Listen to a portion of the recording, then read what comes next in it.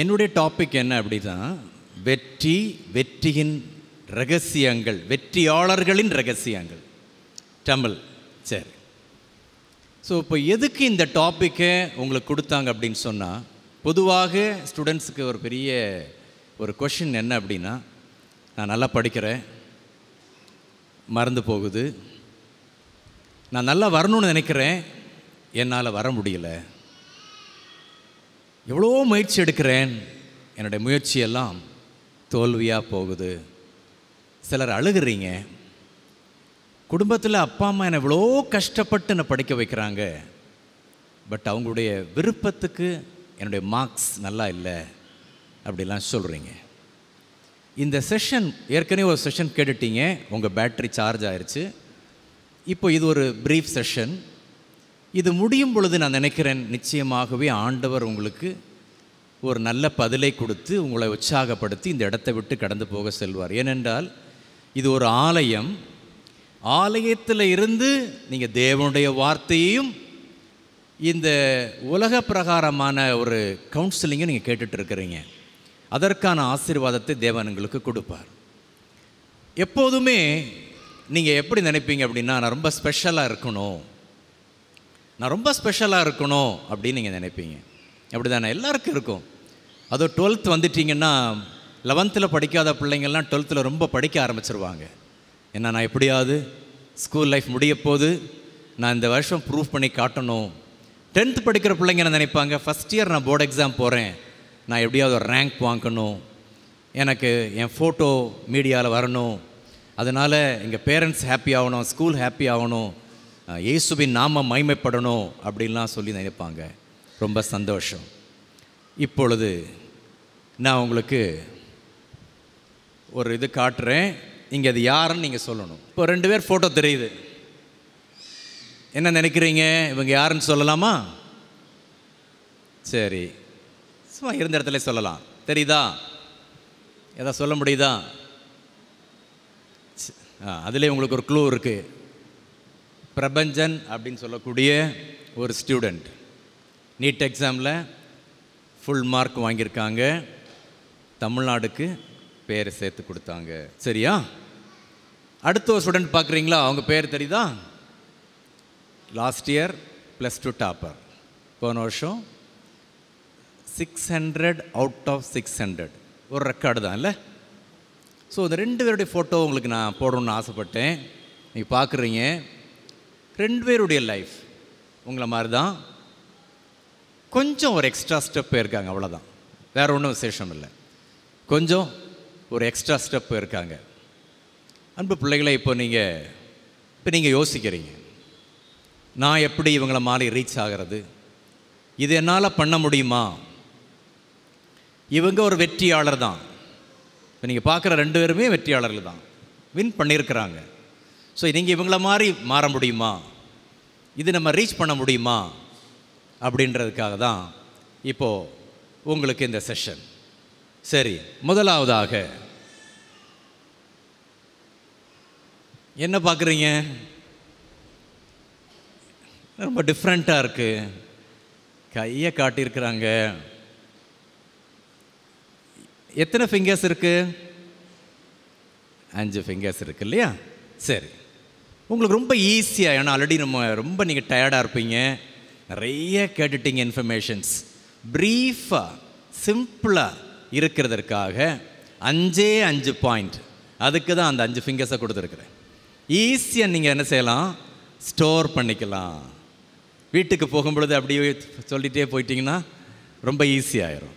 அதுக்காக தான் அந்த 5 ஃபிங்கர்ஸ் உங்களுக்கு நான் காட்டியிருக்கிறேன்.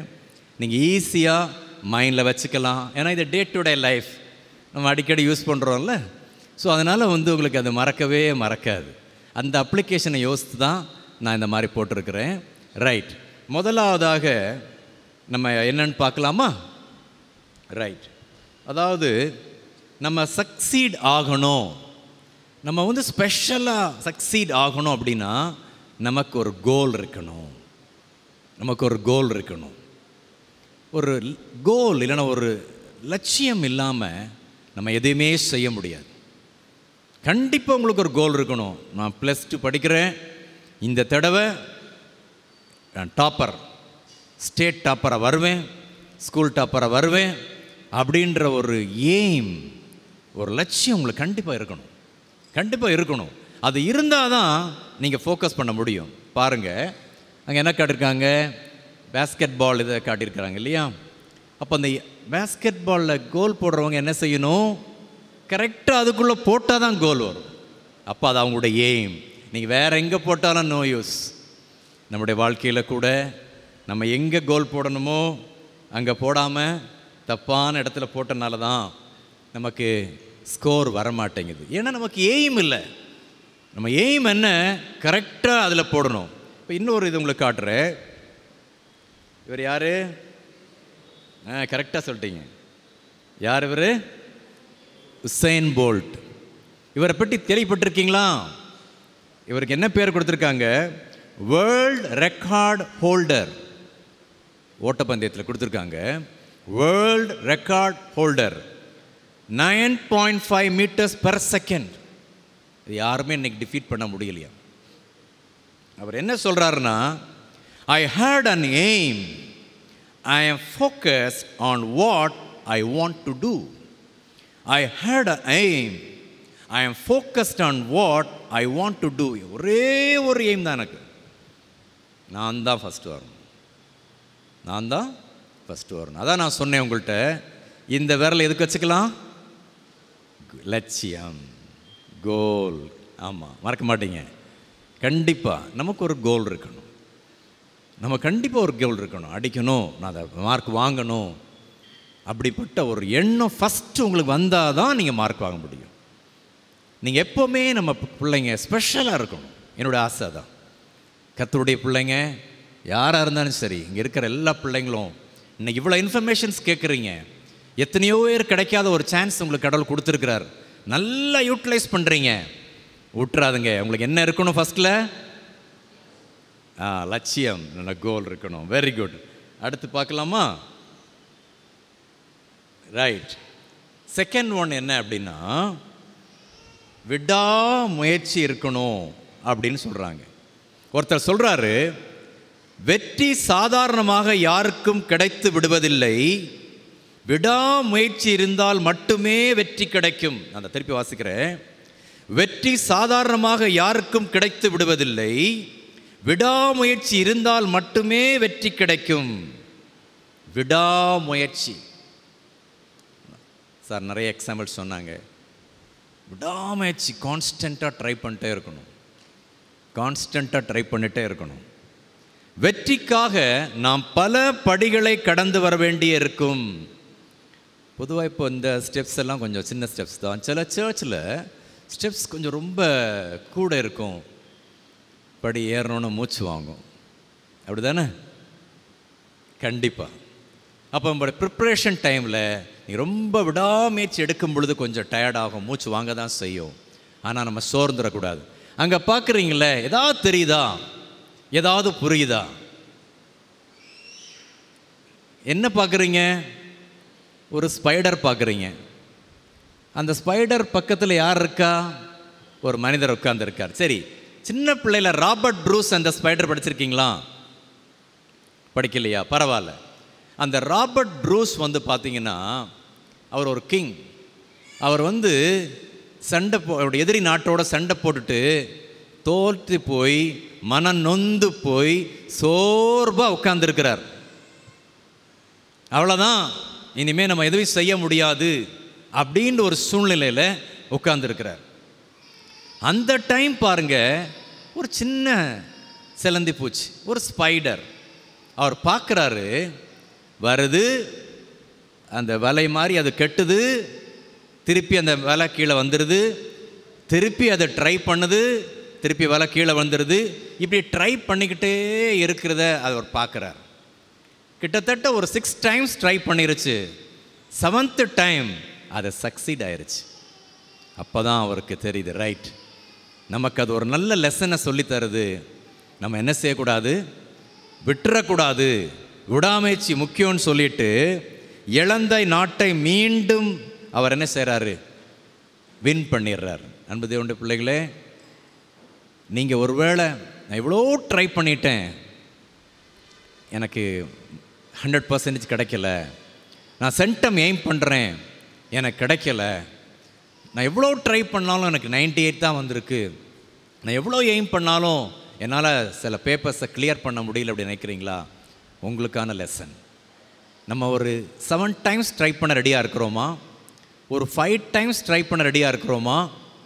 ஒரு சின்ன இன்சைட்லேருந்து நம்ம கற்றுக்கொள்கிற ஒரு பாடம். நம்ம எல்லாருமே ஹார்ட் ஒர்க் பண்ணுறோம், பட் கரெக்டான ஒரு ஹார்ட் ஒர்க் நம்ம பண்ணுறோமா அப்படின்றது இல்லை. படிப்போம், புரியல, மண்டல ஏறலன்னு சொன்னோன்னே அதை ஒதுக்கி வச்சுருவோம். ட்ரை பண்ணணும். இதான் இன்னொரு இதை நான் காட்டுறேன். வேறு யார் தெரியுமா? சொல்லலாமா? ஆமாம், தாமஸ் ஆல்வா எடிசன். இவர் அந்த பல்பு பேர்ன் பண்ணுறதுக்கு சொல்கிறாங்க கிட்டத்தட்ட 1000 டைம்ஸ் 999 டைம்ஸ் ஃபெயிலியர் ஆயிடுச்சான். நம்ம அந்த சிச்சுவேஷனில் இருந்தோன்னா நம்ம என்ன செஞ்சுருப்போம்? விடாமுயற்சி விடலை.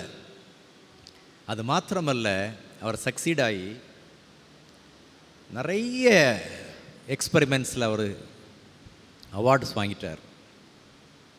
அவர் என்ன சொல்லியிருக்கிறாருன்னா, நான் ஃபெயில் ஆனதற்காக நான் கவலைப்படலை. ஒவ்வொரு டைமும் நான் ஃபெயில் பண்ணும் பொழுது நான் புதுசாக ஒன்று கண்டுபிடிச்சேன், ஐ லேர்ன்ட் அப்படின்னு சொல்லியிருக்கிறார். நீ ஒவ்வொரு டைம் கீழே விழுறீங்களா, மார்க் கம்மியாகுதா, யூ ஆர் லேர்னிங் சம்திங். நீங்கள் அப்படி எடுத்துக்கணும். இது என்னது? லட்சியம். Second one, fantastic. பார்த்தீங்களா? ஸோ முதல்ல உங்களுக்கு இருக்க வேண்டியது லட்சியம், ரெண்டாவது விடாமுயற்சி. இன்னொன்று கூட நான் உங்களுக்கு காட்டலான்னு நினைக்கிறேன். இது என்னது? லயன். இல்லை, இந்த லயனுக்கு ஒரு ஹேபிட் உண்டாம். அது ஃபஸ்ட்டு வேட்டையாடும் பொழுது எந்த அனிமலை ஃபஸ்ட்டு பார்க்குதோ அந்த அனிமலை தான் வேட்டையாடணும்னு நினைக்குமா. அந்த அனிமலை தான், வேறு இடையில எந்த அனிமல் வந்தாலும் இது பண்ணாதான். கான்ஸ்டன்ட் எவ்வளோ அது ஓட விட்டு கரெக்டாக அதை தான் அதை ஹண்ட் பண்ணுமா. இது ஒரு எக்ஸாம்பிள். நம்மளோட எய்ம் கரெக்டாக இருக்கணும். விட மாட்டேன். எவ்வளோ தடவை கணக்கு வராட்டா கூட நான் போட்டு பார்ப்பேன், படம் வரையாட்டா கூட வரைஞ்சி பார்ப்பேன், ஃபார்முலா மறந்தால் கூட திருப்பி திருப்பி திருப்பி திருப்பி நான் எழுதி பார்ப்பேன். இதை தான் நம்ம கற்றுக் கொடுக்குது பாருங்கள். சிம்பிள் லெசன்ஸ் நிச்சயம் உங்கள் வாழ்க்கையில் அது பிரயோஜனமாக இருக்கும். ஆண்டவர் உங்களை ஒரு சரியான இடத்துல கொண்டு வந்திருக்கிறார், சரியான நேரத்தில் கொண்டு வந்திருக்கிறார். இது என்னது? வண்டர்ஃபுல். சரி, அடுத்தபடியாக மூணாவது என்ன போட்டிருக்காங்க? தன்னம்பிக்கை. Self confidence. வாழ்க்கையில் எதற்காகவும் கவலைப்படக்கூடாது, எதையும் பாசிட்டிவாக எடுத்துக்கொள்ள வேண்டும். தன்னம்பிக்கையே நன்னம்பிக்கையே அப்படின்னு சொல்லியிருக்கிறார். நிறைய பேருக்கு இந்த இது கிடையாது. உங்கள் மேலேயே உங்களுக்கு நம்பிக்கை இருக்காது. எப்படி படிக்கிறீங்க அப்படின்னு கேட்டால் சொல்லுவாங்க, படிக்கிறோம், ஏதோ படிக்கிறோம். அந்த ஏதோ வந்துட்டாலே நம்ம இன்னும் கான்ஃபிடெண்ட்டாக இல்லை. எப்படி படிக்கிறீங்க? படிக்கிறேன், ப்ரிப்பேர் பண்ணிட்டு இருக்கிறேன். எப்படி பேசுகிறீங்க பாருங்க. படிக்கிறேன், ப்ரிப்பேர் பண்ணிட்டு இருக்கிறேன், நல்லா பண்ணிடுவேன். தன்னம்பிக்கை. என்ன சொல்கிறாங்க? யானைக்கு அதன் பலம் தும்பிக்கையில் உள்ளது. யானைக்கு அதன் பலம் தும்பிக்கையில் உள்ளதென்றால் மனிதனுடைய பலம் நம்ம நம்பிக்கையில் தான் இருக்கிறது. இந்த நம்பிக்கை தான். சார் அழகாக சொன்னாங்க, அவங்க எப்படி கஷ்டப்பட்டாங்க. ஒரு மேம் சொன்னாங்க, ஃபிசிக்ஸில் எவ்வளோ கஷ்டப்பட்டாங்க. நம்பிக்கை, தன்னம்பிக்கை வேணும். இப்போ இதுக்கு இன்னொரு இது நான் காட்டுறேன். இந்த ஃபேனி கிராஸ்பி எனக்கு அது ரொம்ப பிடிக்கும். கண்களில் கண்ணீரும் வரும். ஏன் அப்படின்னு சொன்னால், ஒரு மருத்துவரின் தவறான சிகிச்சையினால் 6 வாரங்கள் 6 வீக்ஸ் அவங்க பிறக்கும் பொழுது அவங்க கண் நல்லா தான் இருந்திருக்கு, நல்லா பார்த்துருக்காங்க. ஆனால் பிறந்து 6 வாரத்தில் ஒரு ராங் ட்ரீட்மெண்ட்டில் 2 கண்களிலும் பார்வையை இழக்க வேண்டிய நிலை ஏற்பட்டது. நீங்களும் நானும் அந்த சிச்சுவேஷனில் இருந்தோன்னா என்ன நினச்சிருப்போம்? நம்ம வாழ்க்கையெல்லாம் அவ்வளோதான், இனிமேல் நம்மளை எல்லாரும் ஒரு பட்டம் கொடுத்துருவாங்க, பிளைண்ட், நம்மளை பிளைண்டுன்னு தான் சொல்லுவாங்க. பட் அவங்க அந்த அம்மா என்ன பண்ணாங்க தெரியுமா? அவங்க பாட்டி சின்ன வயசுலேயே அவங்களுக்கு நிறைய காரியங்களை சொல்லி கொடுத்தாங்களாம். என்ன சொல்லி கொடுத்தாங்களாம்? பூ ஃப்ளாஸுடைய ஸ்மெல்லை அவங்க ஸ்மெல் பண்ண சொல்லி கொடுத்தாங்க. அப்போது அந்த ஃபேனி கிராஸ்பி என்ன பண்ணுவாங்களாம், ஒரு ஃப்ளாரில் அந்த ஸ்மெல்லை பார்த்து இந்த ஃப்ளார், இன்னொரு ஃப்ளாரை ஸ்மெல்லை பார்த்து இந்த ஃப்ளார். யார் ட்ரெயின் பண்ணுறா? அவங்க பாட்டி. 2வது, ஒவ்வொரு மரங்கள் கிட்ட கொண்டு போய் அவங்கள ஃபீல் பண்ண வைப்பாங்களாம், இந்த ட்ரீ, இந்த ட்ரீ, இந்த ட்ரீ அப்படின்னு சொல்லி. பாருங்கள், அப்படி அவங்க என்ன செய்கிறாங்க, அந்த பிளைண்ட் ஸ்கூலில் படிக்க வைக்கிறாங்க. அந்த நேரத்தில் எனக்கு ரொம்ப டச் பண்ணது என்ன தெரியுமா? அவங்க நிறைய வசனங்களை மனப்பாடம் பண்ணாங்களாம். அது மாத்திரம் இல்லை, சங்கீதத்தை ஃபுல்லாக மனப்பாடம் பண்ணிட்டாங்களாம், நீதிமொழிகளை ஃபுல்லாக மனப்பாடம் பண்ணிட்டாங்களாம். 5 ஆகமங்கள்னு சொல்கிறோம்ல, ஆதியாகமம், யாத்திராகமம், லேவியராகமம், என்னாகமம், உபா, எல்லாத்தையும் மனப்பாடம் பண்ணிட்டாங்களாம். நம்ம பாஸ்டர் சொன்னாங்கல்ல, டெய்லி ஒரு வசனம் வீட்டில் படிக்க சொல்லுவாங்க. நம்ம எத்தனை பேர் அப்படி இருக்கிறோம்? படிக்கிறோமா? ஏதாவது காம்படிஷன் வச்சா கொஞ்சம் நம்ம படிப்போம்ல. பாருங்கள், ஒரு பிளைண்ட் லேடியால் அவளை பண்ண முடிஞ்சுன்னா கடவுள் நமக்கு 2 கண்களை கொடுத்துருக்கிறார், 2 பவர்ஃபுல் ஐஸை கொடுத்துருக்கிறார். நான் தான் முதல்ல சொன்னேன், எனக்கு ரொம்ப பிடிக்கும் அவங்கள. அவங்க என்னென்ன பண்ணியிருக்காங்க நான் சொல்கிறேன் உங்களுக்கு. இப்போது அவங்க நிறைய ஹிம்ஸ் எழுதினாங்களாம். அதில் ஒரு பாட்டு நம்ம எல்லாரும் பாட போகிறோம், Jesus keep me near the cross. அது அந்த புக்கில் 519வது பாடல், பக்கம் 159 இருக்குது. இயேசுவே கல்வாரியில். இது இவங்க எழுதின பாட்டு. யார் எழுதினது? ஃபேனி கிராஸ்பி. ஒரு ஃபர்ஸ்ட் ஸ்டான்ஸை மாத்திரம் பாடலாமா எல்லாரும் சேர்ந்து? என் கூட சேர்ந்து பாடுறீங்களா? நமக்கு ஒரு ஃபெய்த் வரட்டும். இப்படி ஒரு பிளைண்ட் பர்சன் ஒரு பாட்டு எழுதி எவ்வளோ ஹிம்ஸ் எழுதியிருக்காங்க. நம்ம ஒருக்க பாடலாமா? இயேசுவே கல்வாரியில் என்னை வைத்துக் கொள்ளும், பாவம் போக்கும் இரத்தமாம் திவ்ய ஊற்றை காட்டும், மீட்பரே மீட்பரே எந்தன் மேன்மாய் நீரே, வேனில் வாழும் மாலவோ நான் மாய் செய்வீரே. இந்த கோரஸ் எல்லாரும் பாடுவோமா? மீட்பரே மீட்பரே எந்தன் மேன்மாய் நீரே, வேனில் வாழும் மாளவு நான் மாய் செய்வீரே.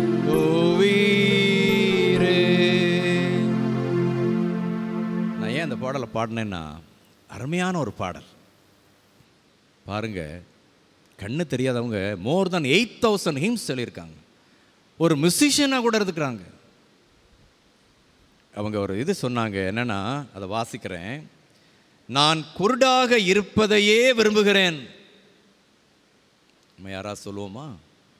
நான் குருடாக இருப்பதையே விரும்புகிறேன், ஏனென்றால் நான் பரலோகத்திற்கு போகும் பொழுது நான் காணும் முதல் முகம் எனக்காக தன் ஜீவனையே கொடுத்த என் நேசர் இயேசுவாகத்தான் இருக்க வேண்டும்.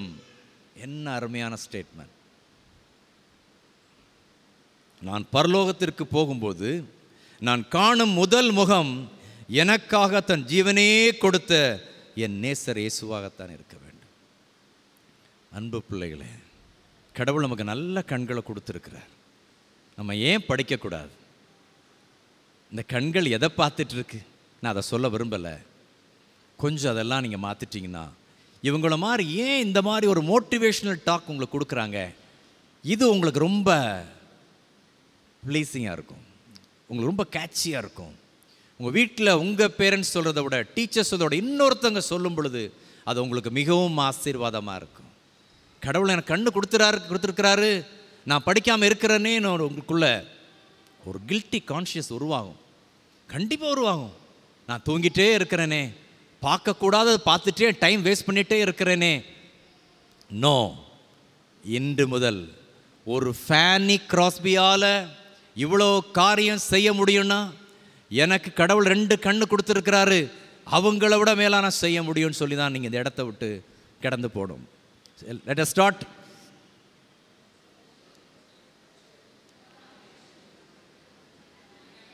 Good. 4th one. அடுத்தது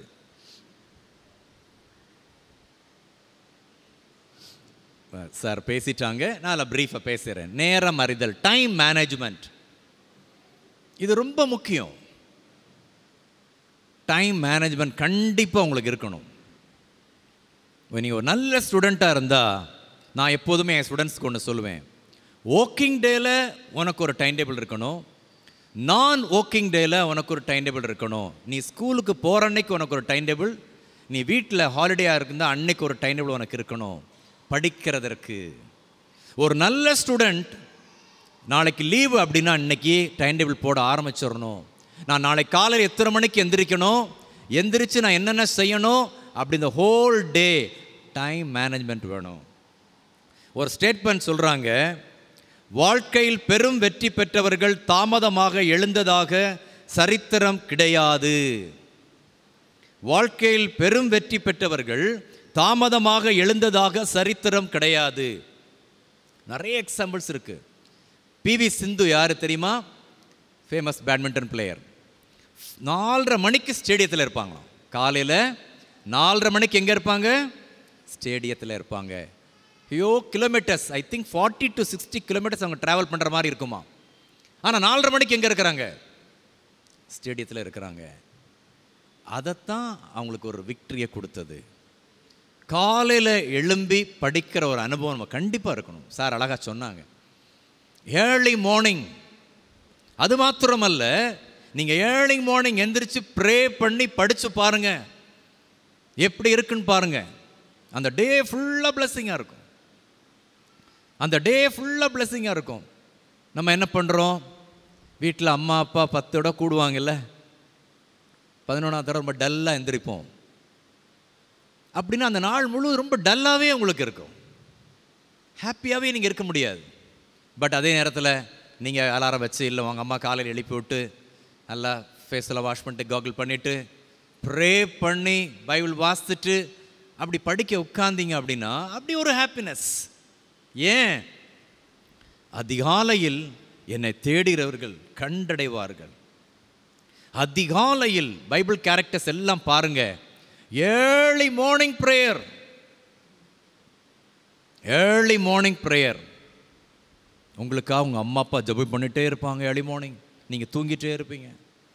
அவங்க ஜெபம் பண்ணிகிட்டே இருக்கிறாங்க, நீங்கள் தூங்கிட்டே இருக்கிறீங்க. இல்லை, ஏர்லி மார்னிங் எந்திரிச்சு படிக்கணும். ஒரு டைம் டேபிள் கண்டிப்பாக இருக்கணும்.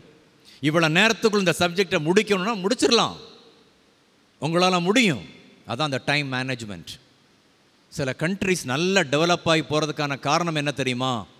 இந்த டைம் மேனேஜ்மெண்ட். ப்ராஜெக்ட் இத்தனை நாளைக்குள்ளே நீ முடிச்சுட்டு போயிட்டே இருப்பா, அவ்வளோதான். ஷார்ட் ஸ்பேன் ஆஃப் டைமில் நிறைய காரியம் செய்ய முடியும். நம்ம என்ன செய்வோம்? வீட்டில் காலையில் டேபிள் இழுக்கிறது, டேபிளை வைக்கிறது, அந்த பாட்டிலை திருப்பி இங்கே வைக்கிறது, இந்த பாட்டிலை தூக்கி அங்கே வைக்கிறது, இந்த புக்கை தூக்கி இங்கே வைக்கிறது, இதுதானே? இல்லை, அப்போ நமக்கு ஒரு டைம் மேனேஜ்மெண்ட் இல்லை. நம்ம டைம் எங்கேயோ போயிட்டுருக்கு. அப்படி இருக்கக்கூடாது. ஒரு நல்ல ஸ்டூடெண்ட்டுக்கு டைம் மேனேஜ்மெண்ட் இருக்கணும் கண்டிப்பாக. அப்போ தான் நீங்கள் ஒரு சக்ஸஸ்ஃபுல் பர்சனாக வர முடியும். அப்துல் கலாம் லைஃப் எல்லாருக்கும் தெரியும். காலையில் அவரை பற்றி இன்ஃபர்மேஷன் சொல்கிறாங்க. 8வது வயதிலிருந்து காலை 4 மணிக்கெல்லாம் எந்திரிச்சிருவார். எந்த வயசுலேருந்து? 8வது வயதிலிருந்து. Right from 8 years old he will woke up at 8 or 4 o'clock in the morning. 4 o'clock maths படிக்க போயிடுவாராம். அதுக்கு பிறகு என்ன செய்வார்? நியூஸ் பேப்பரை ட்ரெயினில் வரதை வாங்கி எல்லா வீட்டுக்கு போடணும். 8 வயசுலேயே அவருடைய ட்ரைனிங். இன்னைக்கு பாருங்கள், அப்துல் கலாமை ஹோல் வேர்ல்டு அப்ரிஷியேட் பண்ணுறாங்க. எதுக்கு? அவர் எல்லா ஸ்கில்லும் இருக்குது. லட்சியம் இருந்தது, விடாமுயற்சி இருந்தது, தன்னம்பிக்கை இருந்தது, டைம் மேனேஜ்மெண்ட்.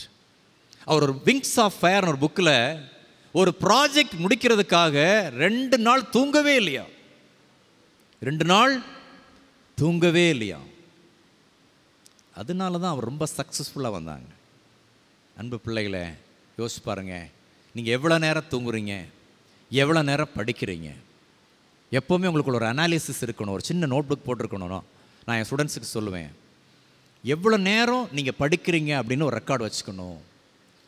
ரைட்டிங்கெல்லாம் கணக்கில் இல்லை. சார் சொல்லுவாங்க, நான் எழுதிட்டே இருந்தேன் சார், ரொம்ப நேரம் எழுதிட்டேன்னோ, அது இல்லை. How long you are studying. நீ எவ்வளோ நேரம் படித்த? ஒரு ஐஏஎஸ் ப்ரிப்பரேஷன் ஸ்டூடெண்ட்டை கேட்டால் அவங்க சொல்கிறாங்க, 10 hours படிக்கிறேன், 10 hours படிக்கிறேன். ராஜஸ்தானில் ஒரு லேடிக்கு 4 கேர்ள்ஸ். ராஜஸ்தானில் ஒரு லேடிக்கு 4 கேர்ள்ஸ். 4 பெண்கள் பிறந்ததுனால இந்த பிள்ளைங்களை எப்படியாவது நான் காப்பாற்றணும், இவங்களை நல்ல நிலையில் கொண்டு வரணும் அப்படின்றதுக்காக அவங்க ரொம்ப யோசித்து ஐஏஎஸ் எக்ஸாம் ப்ரிப்பேர் பண்ணாங்க. குழந்தைங்களெல்லாம் படுக்க வச்சுட்டு தான் படிப்பாங்களாம். 10 மணிக்கு தான் படிக்க உட்காருவாங்க. ஏன்னா வீட்டில் செய்ய வேண்டிய வேலை, அவங்க ஹஸ்பண்டுக்கு செய்ய வேண்டிய வேலை. ஒரு புவர் ஃபேமிலி. 10 மணிக்கு மேலே தான் படிக்க உட்காருவாங்களாம். டெய்லி 10 மணிலேருந்து 2 மணி வரைக்கும் படித்து அதுக்கு பிறகு தூங்கி காலையில் வேலை. ரெகுலராக ஐஏஎஸ் எக்ஸாம் பாஸ் பண்ணிட்டாங்க. ஐஏஎஸ் கிடைக்கல, பட் இன்னொரு இதில் அவங்க செலக்ட் ஆகிட்டாங்க. நல்லா பாருங்கள், 4 பிள்ளைக்கு அவங்க ஒரு மதர். அது என்ன தெரியுது நமக்கு? ஹார்ட் ஒர்க்கில் டைம், வேலைக்கு டைம், ஹஸ்பண்டோட ஸ்பெண்ட் பண்ணுறதுக்கு டைம் கொடுத்தாங்க, பிள்ளைகளோட ஸ்பெண்ட் பண்ணுறதுக்கு டைம் கொடுத்தாங்க, அவங்க ப்ரிப்பேர் பண்ணுறதுக்கு டைம் ஒதுக்குனாங்க. நீங்கள் எப்படி ஒதுக்குறீங்களா? உங்களால் ஒதுக்க முடியுதா? நம்ம அந்த மாதிரி பண்ணோன்னா நிச்சயமாக நீங்கள் சக்ஸஸ் ஆகிடலாம். 1 2 3. சரி, கடைசியாக டைம் ஆயிடுச்சு, போதும். என்னை பொறுத்த வரைக்கும் கொஞ்சம் சொன்னாலும் நீங்கள் அழகாக வீட்டுக்கு போகும் பொழுது இது ரொம்ப ரொம்ப முக்கியம். நிறைய பேசிட்டாங்க. எல்லாருக்கும் கடவுள் நம்பிக்கை இருக்கணும். நமக்கு அந்த இதில் போஸ்ட்டில் கொடுத்துருந்தாங்க, குதிரை யுத்த நாளுக்கு ஆயத்தமாக்கப்படும், ஜெயமோ கர்த்தரால் வரும். கடவுளால் கூடாத காரியம் ஒன்றும் இல்லை. நீங்கள் கஷ்டப்பட்டு படிக்கிறத கடவுள் பார்ப்பாங்க. ஹார்ட் ஒர்க் பண்ணால் காட் உங்களை பிளஸ் பண்ணுவாங்க. ஏன்னா ஜீசஸ் இந்த உலகத்தில் வாழ்ந்த பொழுது ரொம்ப ஹார்ட் ஒர்க் பண்ணாங்க. மினிஸ்ட்ரி கோயிங் ஆன், ப்ரீச்சிங், ரெஸ்டே எடுக்கலை. அப்போ நீங்கள் ஆஸ் ஸ்டூடெண்ட்ஸ் நீங்கள் ஹார்ட் ஒர்க் பண்ணுறதை அவர் பார்த்து ரொம்ப சந்தோஷப்படுவாங்க. நீங்கள் இன்றைக்கி மனசில் ஒரு கேள்வி கேட்கணும், நான் உண்மையிலே ஹார்ட் ஒர்க் பண்ணுறேன்னா, உண்மையிலேயே நான் படிக்கிறேன்னா, இல்லை எங்கள் அம்மா அப்பாவை நான் ஏமாற்றிட்டு இருக்கேன்னா? உங்களுக்குள்ளே நீங்கள் ஒரு கொஷின் கேட்கணும். சர்ச்சுக்கு வர்றீங்க, நல்லா ஜோம் பண்ணுறீங்க, நல்லா பைபிள் படிக்கிறீங்க, ஆனால் உண்மையிலேயே நீங்கள் ஹார்ட் ஒர்க் பண்ணுறீங்களா? உண்மையிலேயே ப்ரே பண்ணுறீங்களா? எனக்கு தெரிஞ்சு நான் பார்த்துருக்குறேன், சாட்டர்டே ஃப்ரைடே ஈவினிங் 6 o'clockலேருந்து சாட்டர்டே ஈவினிங் 6 o'clock வரைக்கும் maximum they'll spend in prayer. சர்ச்சுக்கு வருவாங்க, ப்ரேயர்லேயே இருப்பாங்க. அந்த டே ஆண்டவருக்காக மற்ற நாட்களிலும் அதிகமாக ஜெபம் பண்ணுவாங்க. ஆண்டவரே சார்ந்து இருக்கிறது. பைபிளில் நிறைய கேரக்டர்ஸ் இருக்குது. டேனியல், ஜோசப் டைம் இல்லை, நான் சொல்லலை. அவங்க எல்லாம் எப்படி ஆண்டவர் உயர்த்தினார்? அவங்களையே சார்ந்திருந்தாங்க. அவங்க கடமையை அவங்க செய்தாங்க, ஆண்டவர் உயர்த்தினார். ஒருவேளை நீங்கள் இன்றைக்கி நினைக்கலாம், என்னால் படிக்க முடியல, நான் ரொம்ப மெமரி பவர் கம்மியாக இருக்குது, மறந்து போகுது. இன்னைக்கு இந்த இடத்த விட்டு நீங்கள் இப்போ போகும் பொழுது அப்படி நீங்கள் போக மாட்டீங்க. ஏன்? உங்களுக்கு இந்த 5 விரல் என்ன வரணும்? 1 கோல், ஒரு கோலோட போகிறீங்க. 2 இனிமே என் படிப்பு வித்தியாசமாக இருக்க போகுது. ஆமாம், இனிமேல் நான் எப்படி படிக்க போகிறேன்? விடாமுயற்சி. 3 என்னால் முடியும், என்னால் முடியும். இது வரைக்கும் என்ன எல்லாரும் ஒரு மாதிரி பேசிட்டாங்க, என்னால் முடியுன்றதை நான் ப்ரூவ் பண்ண போகிறேன். நம்பர் 4 எனக்குன்னு ஒரு டைம் டேபிள் இருக்குது. எனக்குன்னு ஒரு டைம் டேபிள் இன்னையிலேருந்து நான் போடுவேன். இனிமேல் அந்த டைம் டேபிள் படி நான் படிப்பேன். நம்பர் 5 இது வரைக்கும் நான் சர்ச்சுக்கு வர்றேன், ஆனால் நான் ஜெபம் பண்ணலை, உண்மையாக ஜெபம் பண்ணலை, உண்மையாக நான் ஜீசஸை தேடலை, உண்மையாக நான் ஜீசஸை நம்பலை, நான் ஏதோ பேருக்காக இருந்தேன். நோ, இப்போது இந்த இடத்த விட்டு நான் போகும் பொழுது நான் இனிமேல் ஜீசஸ்ட்டை நான் சப்மிட் பண்ணிவிட்டு நான் போகிறேன். ஸ்டூடெண்ட்ஸ், கண்டிப்பாக நான் சொல்கிறேன், இங்கே இருக்கிற ஒவ்வொரு பிள்ளைகளுக்கும் இது ஒரு நல்ல சான்ஸ் ஆண்டவர் கொடுத்துருக்கிறார். உங்கள் பாஸ்டர் எவ்வளோ எஃபர்ட் எடுத்து இந்த செஷனை ஆர்கனைஸ் பண்ணியிருக்கிறாங்க. நீங்களும் மார்னிங்லேருந்து இவ்வளோ உட்காந்துருக்கீங்க. இது வேஸ்ட்டே ஆகாது, இது வேஸ்ட்டே ஆகாது. இன்னைக்கு கண்டிப்பாக இது வேஸ்ட் கிடையாது. God is working in you. கடவுள் உங்கள்கிட்ட பேசிகிட்டு இருக்கிறார், கடவுள் உங்கள்கிட்ட பேசிகிட்டு இருக்கிறார். நிறைய பேர் உள்ளத்தில் நிறைய கொஷின்ஸ். என் லைஃப் அவ்வளோதான், நான் +2க்கு எங்கள் அம்மாவை ஏமாற்ற போகிறேன், அப்பாவை ஏமாற்ற போகிறேன், என்னால் மார்க் வாங்க முடியல, 10th என்னால் வரல, 11th வரல நினைக்கிறேன். உங்களுக்கு நல்ல ஆன்சர்ஸ் கிடச்சிருக்கு. நீங்கள் 2 செஷன் கேட்டீங்க. அந்த 2 செஷனும் வாழ்க்கையில் எல்லாம் அப்ளை பண்ண முடியாட்டாலும் கொஞ்சமாவது அப்ளை பண்ணி பாருங்கள். எதை செய்தாலும் ப்ரேயர்ஃபுல்லாக செய்யுங்க. என்ன செய்தாலும் கொஸ்டின் பேப்பரை வாங்கிட்டீங்களா, ஒரு சின்ன ப்ரே பண்ணிடுங்க. பயந்துடக்கூடாது, பயந்துடக்கூடாது. ஒரு மாணவன் சொன்னான், கொஸ்டின் பேப்பரை வாங்கணுன்னே நான் ஃபெயிலுன்னு தான் நினச்சேன். அப்படி 2 நிமிஷம் அழுது அப்படி ஒரு ப்ரேயர் பண்ணானா. ஒரு 15 மினிட்ஸில் அவன் படித்தது எல்லாமே ரீகால் ஆயிடுச்சான். நல்ல மார்க் வாங்கினேன் அப்படின்னு சொன்னான். எதனால்? அந்த ஸ்மால் ப்ரேயர்.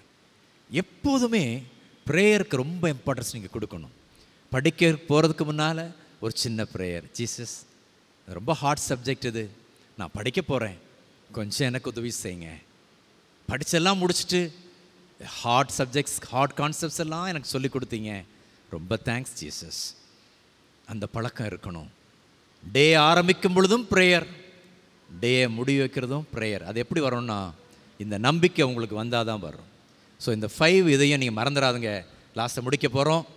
1 2 3 4 5. ஸோ வரக்கூடிய எக்ஸாம்ஸில் கடவுள் உங்களுக்கு நல்ல மார்க் கொடுத்துட்டு, நிச்சயமாக நிறைய டாப்பர்ஸ் இருக்கீங்க, நிறைய டாப்பர்ஸ் இருக்கீங்க. கண்டிப்பாக உங்களை தர உயர்த்துவார். இருந்த இடத்துல அப்படி கண்களை தாட்டி 2 நிமிஷம் ஜெபம் பண்ணி இதை முடிச்சிருவோம். அன்புள்ள ஆண்டவரே, இந்த நல்ல நேரத்திற்காக ஸ்தோத்திரம். இங்கே இருக்கிற ஒவ்வொரு பிள்ளைகளுக்காக நான் ஜெபிக்கிறேன் ஆண்டவரே. இந்த பிள்ளைங்க 2 சத்தியத்தை கேட்டிருக்கு, 2 செஷனில் இன்ஃபர்மேஷன்ஸ் கேட்டிருக்கிறாங்க. அவங்க உள்ளத்தில் நீங்கள் கிரியை செய்யுங்க. நிறைய பிள்ளைங்க, என்னால் படிக்க முடியலை, என் வீட்டு சூழ்நிலை அப்படி இருக்குது, எனக்கு நிம்மதி இல்லை, வீட்டுக்கு போனால் எனக்கு நிம்மதி இல்லை, கவலையாக இருக்குது, எனக்கு படிக்க விட மாட்டேங்கிறாங்க, வேலையை கொடுக்குறாங்க அப்படிலாம் சொல்லி அழுகிற பிள்ளைகள் உண்டு ஆண்டவரே. அந்த பிள்ளைகளுக்கு கர்த்தர் இறங்குங்க. இந்த பிள்ளைகள் இப்பொழுது நிறைய காரியங்களை கற்றிருக்கிறாங்க. எல்லாத்திற்கும் மேலே உங்களை நம்பி இருக்கிறாங்க. உன் நம்பிக்கை வீண் போகாது என்று சொல்லியிருக்கிறீங்க. நீ விசுவாசித்தால் தேவனுடைய மகிமையை காண்பாய் என்று சொல்லியிருக்கிறீங்க. இந்த பிள்ளைங்க உங்களை நம்புகிறாங்க. அவங்க இன்னையிலிருந்து அவங்க படிப்பில் ஒரு சேஞ்ச் இருக்கிறத அவங்களும் பார்க்கட்டும், பேரண்ட்ஸும் பார்க்கட்டும். இதனால் நீங்களும் சந்தோஷப்படுங்க ஆண்டவரே. மற்றும் இங்கே இருக்கிற பெரியோர்களுக்காக நான் சுபிக்கிறேன். பாஸ்டர் தாஸ்குமார் அவங்களுக்காக, அவங்க ஃபேமிலிக்காக, உங்களை ஊழியங்களுக்காக, மற்றும் இருக்கக்கூடிய பிரின்சிபல் சாருக்காக, அவங்க ஃபேமிலிக்காக, ஹெட் மாஸ்டர் சாருக்காக, அவங்க ஃபேமிலிக்காக, மற்றும் இருக்கிற எல்லா டீச்சர்ஸ்க்காக, மற்ற மெம்பர்ஸ்க்காக, எல்லாருக்காக நன்றி செலுத்துகிறேன். காலையிலேருந்து இவ்வளோ நேரம் வரைக்கும் உங்கள் பிரசன்னம் எல்லாரோட கூட இருந்ததற்காக ஸ்தோத்திரம். மீதியான பகுதி எங்களுக்கு ஆசீர்வதித்து தாரும். இயேசுவின் நாமத்தில் ஜெபிக்கிறோம் நல்ல பிதாவே, ஆமென்.